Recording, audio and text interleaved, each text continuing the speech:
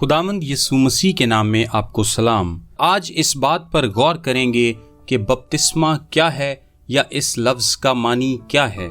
نئے عہد نامے میں دو لفظ بطور فعل استعمال ہوئے ہیں جو کہ بپتسمے کی سادہ وضاحت پیش کرتے ہیں۔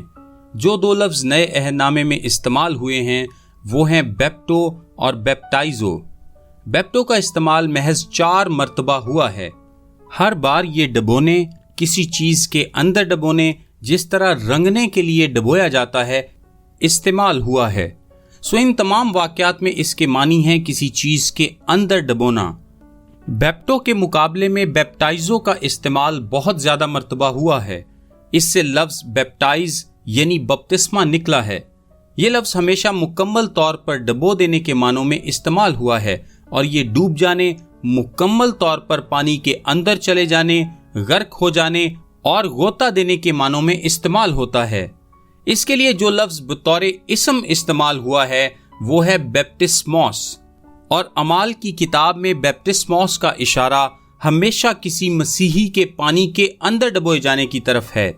پس لسانی لحاظ سے یہ اصطلاح ہمیشہ پانی میں ڈبوئے جانے کی طرف ہی اشارہ کرتی ہے، بلکہ لفظ بپتسمہ ڈبونے کے لیے اصطلاح کی صورت اختیار کر گیا تھا۔ پس اس کا ترجمہ کرنے کی بجائے اسے ہو بہو استعمال کیا گیا۔ ترجمہ کرنے سے مراد ہے معنی بیان کرنا، تاہم ہو بہو استعمال کرنے سے مراد ہے بغیر معنی دیے لفظ کو ایک زبان سے دوسری زبان میں اس کے تلفظ کے ساتھ استعمال کرنا۔ دوسرے الفاظ میں بیپٹائزو یعنی بپتسمہ بیپٹائز بن گیا۔ یہ الفاظ معنی بیان نہیں کرتے، اس کا معنی ڈبونا ہے، اور آپ بیپٹسموس، بیپٹائزو اور بیپٹو کو خواہ ان کا استعمال کسی بھی جگہ ہوا ہو ڈبونے کے معنوں میں استعمال کر سکتے ہیں، کیونکہ یہی ان کا معنی ہے۔ تاہم کیونکہ ڈبونے کی رسم کے لیے یہ ایک اصطلاح بن چکی تھی تو اصل لفظ کو ہو بہو ایک سے دوسری زبان میں استعمال کرتے ہوئے بیپٹائزو یعنی بپتسمہ ہی رہنے دیا گیا۔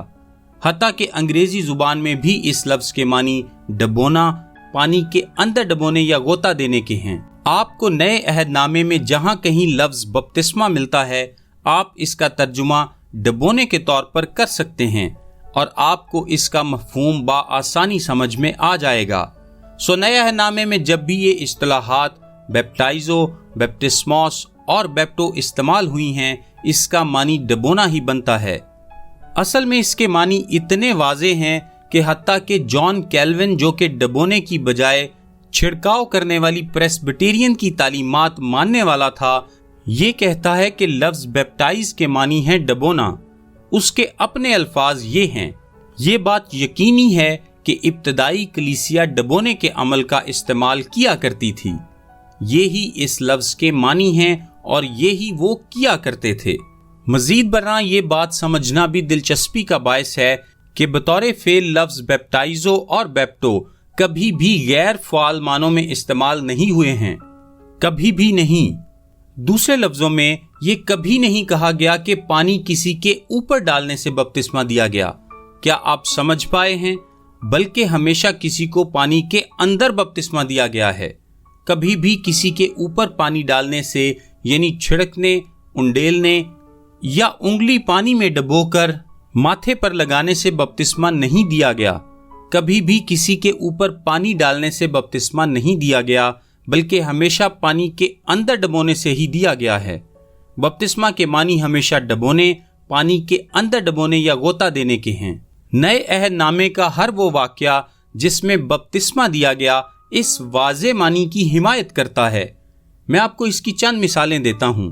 متی 3:6 میں ہم یوحنا بپتسمہ دینے والے کی خدمت دیکھتے ہیں۔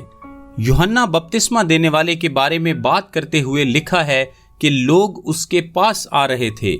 6 آیت، اور وہ انہیں دریائے یردن میں بپتسمہ دے رہا تھا۔ وہ دریا میں بپتسمہ پا رہے تھے، بلکہ وہ بیابان میں ایک ایسی جگہ بپتسمہ دے رہا تھا جو کہ اس کام کے لیے موزوں تھی۔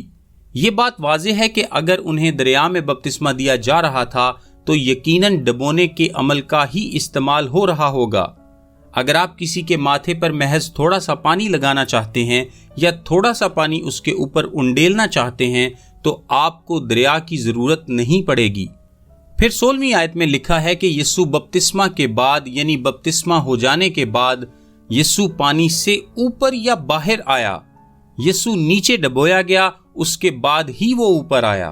اور یوں ہم پھر سے دیکھتے ہیں کہ یوحنا دریا میں بپتسمہ دیتا تھا، یسوع دریا میں تھا اور پھر دریا سے باہر آیا.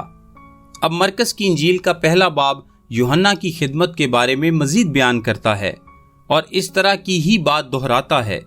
لکھا ہے اور یہودیہ کے ملک کے سب لوگ، مرکز پہلے باب 5 آیت کے مطابق، اور یروشلیم کے سب رہنے والے نکل کر اس کے پاس گئے اور انہوں نے دریائے یردن میں اس سے بپتسمہ لیا. اگر آپ کو محض پانی کا چھڑکاؤ ہی کرنا ہے تو دریا میں جانے کی ضرورت نہیں ہے. یوحنا 3 باب 23 آیت میں پھر سے یوحنا کی خدمت کی جانب اشارہ کرتا ہوا ایک اور بیان ملتا ہے. یوحنا 3 باب 23 آیت میں لکھا ہے اور یوحنا بھی شالیم کے نزدیک اینون میں بپتسمہ دیتا تھا جو کہ دریائے یردن کے ساتھ ہی ہے، کیونکہ وہاں پانی بہت تھا. اسے اتنے پانی کی ضرورت کیوں تھی؟ کیونکہ اس کے پاس لوگوں کا ہجوم تھا جنہیں پانی میں ڈبونے کی ضرورت تھی، یعنی بپتسمے کے لیے بہت زیادہ پانی درکار تھا. اس کے بعد ہم اعمال کی کتاب کے 8 باب میں فلپس اور حبشی خوجہ کی اس طرح کی کہانی پڑھتے ہیں. فلپس نے مسیح کی منادی کی اور خوجہ ایمان لے آیا، اور اپنے ایمان کے نتیجے میں اس نے کہا، اب مجھے بپتسمہ لینے سے کون سی چیز روکتی ہے؟ 38ویں آیت میں ایمان کا اقرار کرنے کے بعد فلپس نے حکم دیا کہ رتھ کو روکا جائے، اور وہ دونوں نیچے پانی میں اتر گئے، یعنی فلپس اور خوجہ دونوں، اور اس نے اسے بپتسمہ دیا. اس نے اسے پانی میں ڈبویا اور ڈبو کر باہر نکالا. مزید لکھا ہے جب وہ پانی میں سے نکل کر اوپر آئے. یہاں پھر سے ہم دیکھتے ہیں کہ طریقہ کار بالکل واضح ہے کہ یہ ایک ڈبونے کی رسم ہے جس میں ایک شخص پانی کے نیچے جاتا ہے اور پانی میں ڈبو دیا جاتا ہے، پانی میں مکمل طور پر بھگویا جاتا ہے اور پھر واپس اٹھا لیا جاتا ہے. بپتسمہ کیا ہے؟ اس تکنیکی معاملے کے بارے میں ایک اور ضروری بات یہ ہے کہ بپتسمہ جس حقیقت کی علامت ہے صرف ڈبونا ہی اس کے مطابق صحیح معلوم ہوتا ہے. حقیقت یہ ہے کہ نجات کے وقت ایماندار مسیح کی موت اور اس کے جی اٹھنے میں اس کے ساتھ ایک ہوتا ہے. صرف پانی میں ڈبونا ہی موت اور دفنائے جانے کی علامت ہے، اور پانی سے باہر آنا نئی زندگی میں جی اٹھنے کی علامت ہے. صرف ڈبونا ہی اس تصویر کو واضح کرتا ہے جس حقیقت کی اہمیت بپتسمہ پیش کرتا ہے. میرا نام تابش قاضی ہے اور یہ پیغام آپ کو ڈیلی ورسز کی جانب سے پیش کیا گیا ہے. ہم سوموار سے جمعہ یعنی ہفتے میں 5 دن انگلش، اردو اور آڈیو میں ایسے پیغامات واٹس ایپ سروس کے ذریعے بھیجتے ہیں. اگر آپ اپنے نمبر پر یہ سروس حاصل کرنا چاہتے ہیں تو ابھی اپنا نام اور شہر کا نام لکھ کر 0333 80 20 972 973 یا پھر 974 پر واٹس ایپ میسج کریں. خدا آپ کو برکت دے. آمین.